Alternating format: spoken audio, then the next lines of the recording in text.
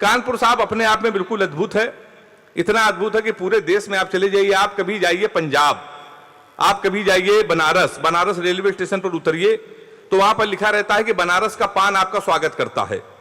आप कभी आगरा जाइए तो लिखा रहता है आगरा का पेठा आपका स्वागत करता है। कभी हमारे कोई कानपुर में आता है तो रेलवे स्टेशन पर लिखा रहता है रूपानी चप्पल आपका स्वागत करता है। तो मैं उसी कानपुर से हूं, एक बार ताली बजा दीजिए जोरदार। अपने लोकल कवि के लिए हल्की ताली नहीं होनी चाहिए, नहीं आपको लगेगा लेकिन लोकल कवि के लिए तालियां कम आई। कानपुर अपने आप में साहब अद्भुत है। मैंने सर जीवन का सबसे बड़ा पाप विधायक जी ये कर दिया कि मैंने कानपुर वाले एक लड़के से टाइम पूछ लिया। मैं हरियाणा कवि सम्मेलन में गया तो वहां से लौट के आया तो मेरी घड़ी खराब। हमने एक लड़के से पूछा, हमने कहा टाइम क्या हो रहा है? तुमसे कह रहे गुरु तुरंत निकल लो टाइम बहुत खराब है। और हमारे मुंह बिल्कुल मत रखना, तुम्हारा टाइम भी खराब हो जाएगा। तो हमने कहा यार टाइम ना बता दो तो ये बताओ तुम्हारा मूड क्यों खराब है? तो कहने लगा हमने एक लड़की से केवल इतना कहा कि बड़ी कमजोर है, कुछ खाया कर, वो हमारा 50,000 रुपए खा गई। तो तुम हमारे मुंह लगे हो, हमारे मुंह बिल्कुल मत रखना, हमारा दिमाग बहुत खराब है, पटक पटक के मारेंगे। तो हमने कहा यार किस बात पे मूड खराब है? कहने लगा गुरु एक लड़की के चक्कर में हम 5 साल से लगे थे, हम उसको दुनिया की सबसे मर्यादित सबसे संस्कारित लड़की समझते थे। हम समझते थे कि हमसे प्यार करती है, हम इससे प्यार करते हैं। तो हमने कहा इसमें हुआ क्या? कहने लगा गुरु हमारे यहाँ नगर निगम का चुनाव चल रहा है, उसको मिल गई है पार्षद की टिकट और पूरे शहर में होल्डिंग लगी है युवा दिलों की धड़कन पुष्पा पाल। तुम साले हमसे टाइम पूछ रहे हो? लोग तो नारा लगा रहे हैं मोहर मारो तान के पुष्पा को पहचान के। कल एक लड़का कान में नारा लगा रहा था लैया बड़ी करारी है पुष्पा पाल हमारी है। ताली जोरदार बजाइए एक बार आप लोग। तो सब हमारा कानपुर अद्भुत है। कानपुर एक ऐसा शहर है सर कि विधायक जी कैरियर बनाने के लिए यहाँ कोई खर्चा नहीं है। दिल्ली में जाइए तो दिल्ली के लोग अपने लड़के को डॉक्टर बनाते, लाखों रुपए का खर्चा, मुंबई में करोड़ों रुपए का खर्चा फिल्म स्टार बनाने के। कानपुर में उत्तर प्रदेश में कैरियर के लिए कोई खर्चा नहीं। आप 250 रुपए का कुर्ता लीजिए, 150 रुपए का सफेद पैजामा, 300 रुपए के सफेद जूते, 50 रुपए का काला चश्मा, 40 रुपए का गले में डालने वाला अंगोछा और तैयार हो गया युवा हृदय सम्राट। बैठे भी हैं हमारे विधायक जी मैं प्रणाम करता हूं आपको। तुम्हारा साथ कानपुर अद्भुत है। अभी नीरज चोपड़ा ने जब स्वर्ण पदक जीता भाला फेंक के, तो एक वीर रस के हमसे कवि ने कहा गुरु यही भाला हम पाकिस्तान में फेंक दें तो पाकिस्तान तो निपट जाएगा। हमने कहा नहीं, ये हिंदुस्तान की बेइज्जती है, भाला इतना बड़ा और पाकिस्तान इतना बड़ा। मैंने 4 लाइन में पाकिस्तान को निपटा दिया है। अगर आपको लगे घास कभी भी वीर रस की बात कर सकता है, पाकिस्तान को निपटा सकता है 4 लाइनों में, तो दोनों हाथ उठा के ताली बजा के अपने कानपुर के कवि को आप आशीर्वाद दीजिएगा। हमने कहा कपड़े जिसपे टंगते हैं वो कीली फेंक के मारेंगे, कपड़े जिसपे टंगते हैं वो कीली फेंक के मारेंगे, कसी हुई ना मिल पाई तो ढीली फेंक के मारेंगे। जो भाला फेंका नीरज ने वो चीन की खातिर रखा है, पाकिस्तान तुमको तो हम तीली फेंक के मारेंगे। तो हम लोग साहब पाकिस्तान को ऐसे ही निपटा देते हैं। तो लोग कहने लगे ये स्वर्ण पदक हरियाणा के लोग जीतेंगे, पंजाब के लोग जीतेंगे, तुम्हारे उत्तर प्रदेश के लोग कितने नकारा हैं, कितने आलसी हैं। तो हमारे उत्तर प्रदेश के लोग साहब को कहता है कि नकारा है, आलसी हैं, तो मैं तो खुद यूपी का मुझे बहुत खराब लगता है। असल में हरियाणा के बच्चों में और हमारे यूपी के बच्चों में सर बहुत अंतर है। हरियाणा का लड़का सुबह 4 बजे जगता है, सबसे पहले वो जिम जाता है, जिम जाने के बाद आता है 2-4 घंटे मॉर्निंग वॉक करता है, टाइम्स ऑफ इंडिया पढ़ता है, 4-5 किलो फल खाता है, फिर वो सो जाता है। शाम को 6 बजे फिर वो सो के उठता है, फिर जिम जाता है, फिर फल खाता है, फिर 2-4 घंटे टहलता है, फिर वो सो जाता है।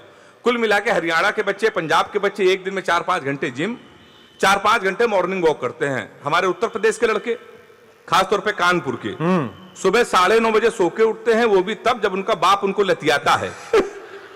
और उसके सबसे पहले वो जाता है घर के नजदीक पुलिस चौकी, दरोगा के साथ एक सेल्फी लेता है और फेसबुक में पोस्ट करता है, नए चौकी इंचार्ज रामकिशोर कनौजिया भाई साहब का सानिध्य प्राप्त हुआ। बारीक ऑब्जर्वेशन। ये होता है हमारे कानपुर में। फिर आके वो सो जाता है। शाम को 7-8 बजे उठता है, जब वो बियर की बोतल खोदता है 4-4 लुंडों के साथ, तो उसी दरोगा को प्रेशर में फोन कर लेने के लिए स्पीकर खोल के फोन करता है, भाई साहब प्रणाम, पहचाना? तो दरोगा समझता गुरु उस समय उसके मुंह न लगे, उस समय तो उसके लगी हुई है। दरोगा उसका फोन काट देता है। फिर वही दरोगा मारते मारते 12 बजे उसको थाने में लेके आता है और अब की सेल्फी डालता है वही दरोगा। गुड्डू भैया 100 ग्राम चरस के साथ धरे गए। वाह। फिर गुड्डू भैया की रात भड़काई होती है।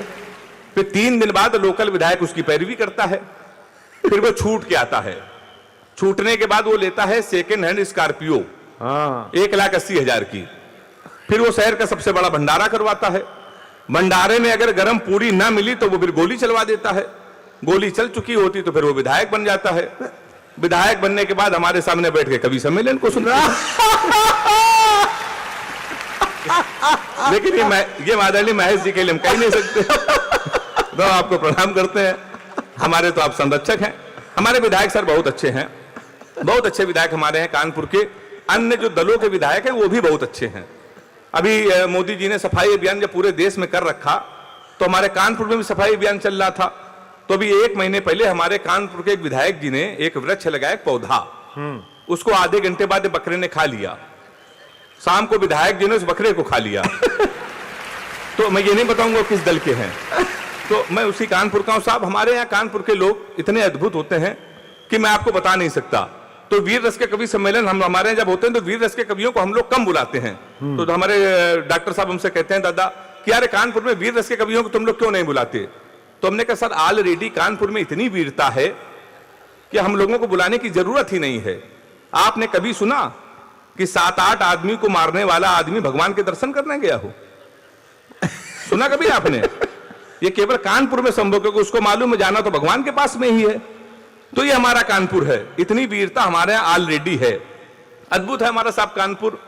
तो 7:30 बजे एक दिन हमारे पास यादव जी आ गए। कहेंगे हमको पांडे जी आशीर्वाद दे दो, हमको डिस्कवरी चैनल जाना है और शेर के साथ सेल्फी लेनी है। हमने कहा शेर के साथ सेल्फी लोगे तो मर जाओगे। कहने का क्यों, मोदी जी तो जा सकते हैं। हमने कहा यार वो देश के प्रधानमंत्री हैं, पूरी व्यवस्था उनके साथ चलती है, तेरे पास क्या व्यवस्था है? तो उसने कहा पांडे चिंता ना करो, एक क्वार्टर हमारी जेब में पड़ी है, हमको जाने दो।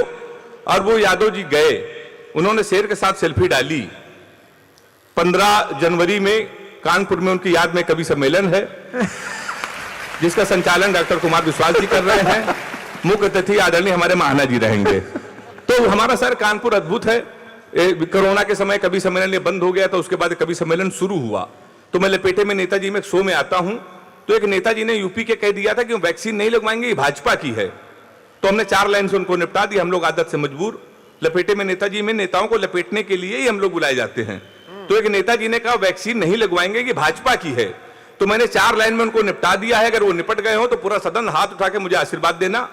जिन्होंने कहा कि वैक्सीन नहीं लगवाएंगे, हमने उनको 4 लाइन सुनाई।